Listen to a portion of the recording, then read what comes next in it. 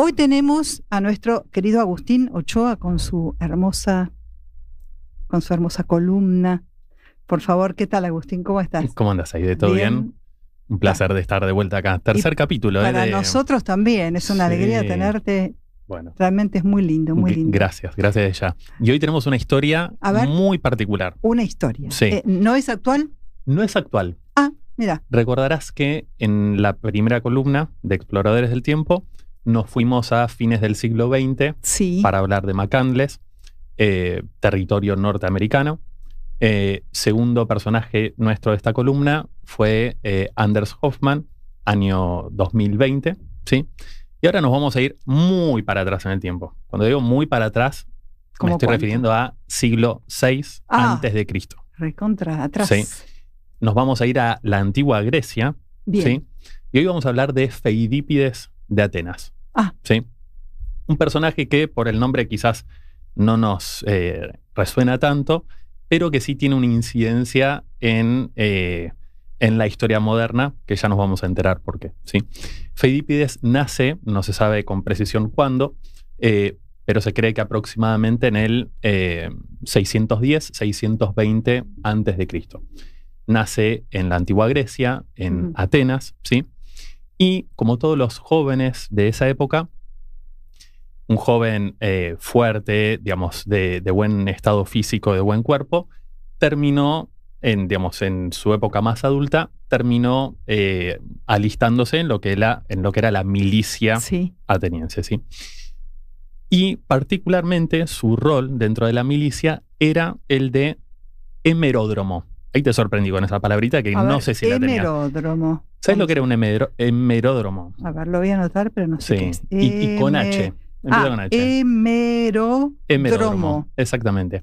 Dromo puede ser, pero hemero. Sí. A ver, un hemeródromo era básicamente un mensajero de la antigüedad, ¿sí? Alguien que transmitía o llevaba un mensaje. En este caso lo hacía con su propia tracción, es decir, caminando o en este caso corriendo. ¿Qué era una especie de cartero? Exactamente, una especie de cartero que llevaba mensajes de una ciudad a otra del estilo de se está incendiando tal bosque, necesitamos... Tenía que ir. Exactamente, o se viene la guerra, o pasó tal cosa, murió el rey. Y cuando había que entregar este tipo de mensajes, llamaban a un hemeródromo, ¿sí? Bueno, justamente Feidípides era uno de los mejores hemeródromos de aquella época, y cuando estamos hablando del siglo VI, siglo V antes de Cristo, estamos justo ahí en la época de las guerras médicas. Sí. Que las guerras médicas eran las guerras entre Grecia y el Imperio Persa. Médicas por un poblado del Imperio Persa que era el poblado medio, ¿sí? Entonces, de ahí el nombre, ¿sí? Los persas deciden invadir y atacar el poblado, la ciudad de Maratón, que Maratón se encuentra actualmente todavía a 40 kilómetros de Atenas, ¿sí? Entonces, los atenienses se enteran de esto y viendo de que el imperio persa tenía un ejército mucho más preparado que el suyo, de mayor cantidad de milicia, deciden pedir auxilio, deciden pedir ayuda. Es ahí cuando entra la figura de Feidípides, donde los atenienses le encomiendan de que lleve este mensaje a Esparta para pedirles, por favor, ayuda y asistencia en esta guerra que estaba próxima a desatarse, ¿sí? Entonces, imagínate, Feidípides en Atenas. ¡Qué responsabilidad! Teniendo la responsabilidad de trasladar el pedido de ayuda, porque de no suceder, posiblemente el imperio persa colonizase Atenas, tomase posesión, entrase a la ciudad de Atenas y se hubiese comprometido, te diría, hasta la historia occidental. No sabemos qué hubiese sucedido en caso de que los persas hubiesen tenido éxito, ¿sí? Pero mira qué responsabilidad, ¿no? Exactamente. Entonces, arranca la aventura de Feidípides. Sí. Tiene el menor tiempo posible para llegar a Esparta, que todavía se encuentra, a 240 kilómetros de Atenas, ¿sí? Sí. Y lo tenía que hacer solo. 240 kilómetros. ¿Y en cuánto tiempo? Solo en el menor tiempo posible, idealmente corriendo, llegando lo más rápido que pudiese y atravesando territorios hostiles de montañas. Claro, no había zona carreteras desértica, especialmente hechas lobos. para eso. Claro, había las carreteras antiguas donde había señalizaciones. Los hemeródromos se ubicaban un poco por justamente, digamos, cuestiones naturales. Tenían ese entrenamiento y esa preparación, pero no tenían el Google Maps que hoy tenemos nosotros. Estaban un poco lanzados a la aventura. Sí. Entonces, Feidípides logra llegar a Esparta en el periodo de 48 horas. Le toma 48 horas correr, básicamente, hasta Esparta para pedir auxilio, para pedir asistencia en la guerra próxima a venir. Los espartanos lo reciben, atienden un poco su solicitud y dicen, mira, Feidípides, tenemos una buena y una mala. La buena es que vamos a ayudarlos. Bueno, buenísimo. Eso no era poca cosa, porque en ese momento Atenas y Esparta tenían una relación que por momentos era de asistencia y por momentos era tensa. Sí. Era tensa, exactamente. Pero viendo que había un enemigo externo que después podía comprometer a Esparta, claro, era motivo suficiente para que se uniesen. Entonces le dicen, perfecto, los vamos a ayudar. Pero la mala noticia es que no podemos hacerlo ahora. ¿Por qué? Porque justo se da la casualidad o la causalidad de que Esparta estaba celebrando las Carneas, que las Carneas eran una festividad para lo que, o en honor al dios Apolo, ¿sí? Y una de las condiciones que tenían las Carneas era que no podían desplegar milicia hasta que no se transitara o no pasara la luna llena. Es decir, en el periodo de festividad se tenían que quedar ahí y no podían celebrando hacer otra cosa. Y no podían hacer otra cosa.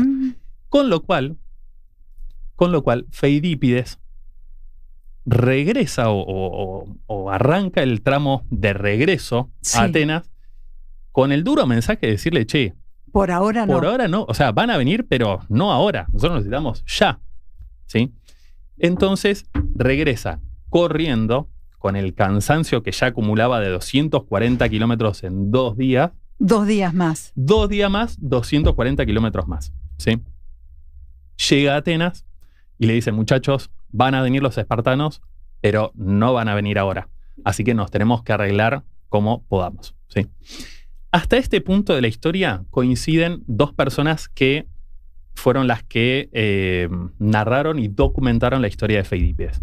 Por un lado, Heródoto, ¿sí? Sí, que se lo considera el padre de la historia, o por muchos considerado el padre de la historia. Y por otro lado, Plutarco. ¿Cuál es la diferencia entre las 2 historias de cada uno? Que Heródoto vivió 50 años después de este suceso. ¿Sí? Estamos hablando del siglo V a.C., ¿sí? Y Plutarco lo hizo en el siglo I después de Cristo. Con lo cual, la historia de Plutarco ya vamos a ver que dista bastante de la historia que cuenta Heródoto, y no solo dista bastante, sino que empieza a mezclarse con un cierto tinte de mito y de leyenda, ¿sí? Porque Heródoto documenta todo con bastante fidelidad y, como te decía, coinciden hasta este punto en ambas historias. Pero lo que dice Heródoto es que cuando llega Feidípides a Atenas, le dice, muchachos, no contemos con los espartanos, nos tenemos que arreglar nosotros. Entonces, ¿qué hace Atenas? Dice, bueno, marchemos ya, los que estemos, vamos para Maratón. Que Maratón estaba a 40 kilómetros de distancia. Para que te des una idea más o menos, eran 10.000 soldados atenienses contra aproximadamente 25.000 soldados persas. Una relación de 1 versus 2, más o menos. 1, 2, 5. Llega el ejército ateniense para defender Maratón y se da la batalla de Maratón. La victoria fue para los atenienses. Pero ¿por qué fue que cómo fue que ganaron? ¿Cómo fue que vencieron? A pesar de ser la mitad. Por 2 factores principales. Primero, por conocimiento del territorio. Claro. ¿Sí? Y segundo, por la estrategia militar, donde ellos, con sus hoplitas, que era la milicia griega, tenían estrategias como ser la estrategia de la falange, que era una formación militar con lanzas largas que hacían que se volviese como una especie de cápsula impenetrable, ¿no? Para las milicias opuestas, para el enemigo. Sí. Y de manera que, bueno, básicamente quedaban picados y no tenían manera de entrarles. Así que con esas dos estrategias vence Atenas al Imperio Persa, pero el Imperio Persa logra irse a tiempo, digamos, hace una retirada a tiempo, y dice, muchachos, subámonos a los barcos, vamos a dar vuelta por el mar y vamos a llegar a Atenas a través de nuestras embarcaciones e invadimos así. O sea, los vamos a agarrar ahora por sorpresa, vamos a ir por acá abajo. Por otro lado, sí. Mientras el ejército está acá. Y de esa manera vamos a lograr conquistar Atenas. ¿Qué hace el ejército ateniense? Similar a la historia de Feidípides, vuelve lo más rápido posible, esos 40 kilómetros, vuelven a Atenas, y viendo los persas que ya Atenas estaba resguardecida y bien defendida, deciden no atacar, y Atenas logra conservar, digamos, su dominio de su propio territorio. Sí. Hasta ahí, sí. La historia de Feidípides quedó en ese intento de ir a Esparta a pedir ayuda, y los espartanos llegan posteriormente a Atenas, y los atenienses le dicen, muchachos, acá ya se terminó todo, ya lo resolvimos, o sea, gracias por venir, pero qué inteligencia no que tenían, falta. Exacto. Qué estrategias. Exacto. Estrategas, realmente. Exactamente. Pero ahí entra, 500 años después, Plutarco. Sí.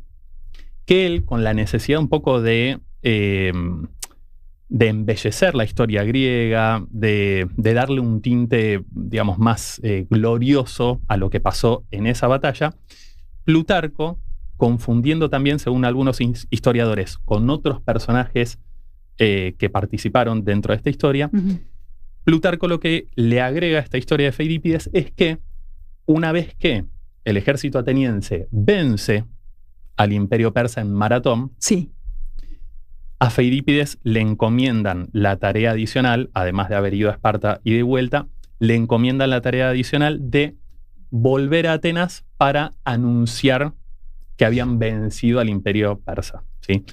Plutarco omite toda esta cuestión de que el Imperio Persa luego decide hacer una estrategia naval. Por el otro lado, omite sí. eso, y lo que le agrega es este tinte de, bueno, de que Feidípides tiene un poco la tarea honorable de transmitir o de transmitirle a la familia real de que había vencido el ejército, ¿sí? Entonces es ahí cuando Feidípides recorre esos 40 y pico de kilómetros desde Maratón hasta Atenas, y según cuenta esta historia, ya medio con este tinte de mito, de leyenda, él entra en la Acrópolis de manera así como que irrumpe, ¿no? en el palacio principal, al grito de Neni Kekamen, que significa hemos vencido, ¿sí? Y mientras da un poco ese grito de gloria frente a la familia real, muere ahí mismo luego de haber dicho, ¿no? De haber pronunciado esas palabras. Como te digo, la historia de Plutarco ya roza como un poco el mito, la leyenda de que justo tiene como muere un tinte romántico, ¿no? Un tinte si romántico, quiere, sí. Exactamente.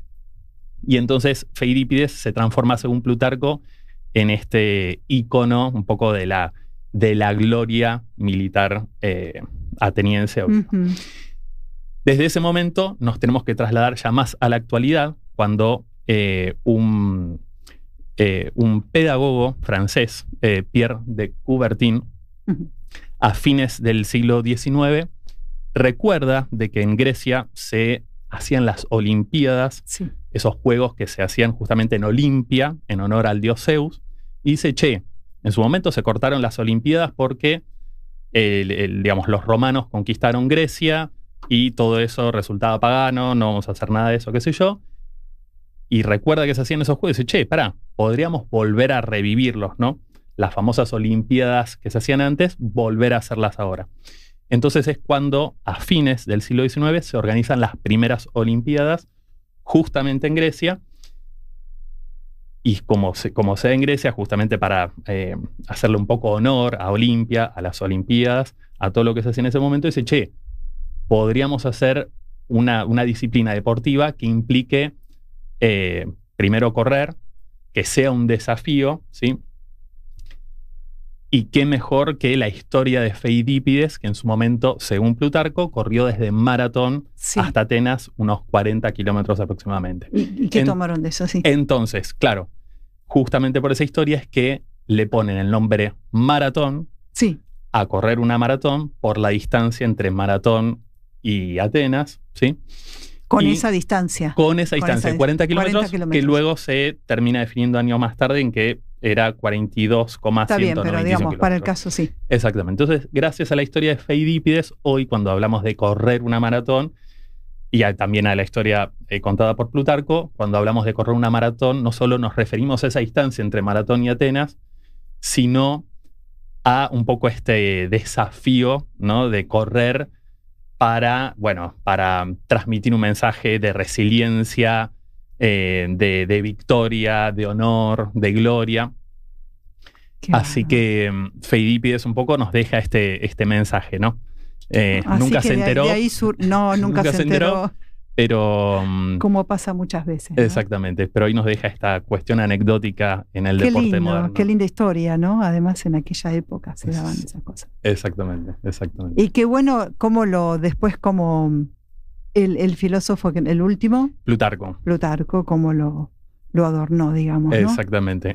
Qué lindo. Bueno, qué linda historia. Está muy buena, historia. La verdad que sí, qué linda historia. Y qué bueno que te hayas ido tan para atrás. Sí.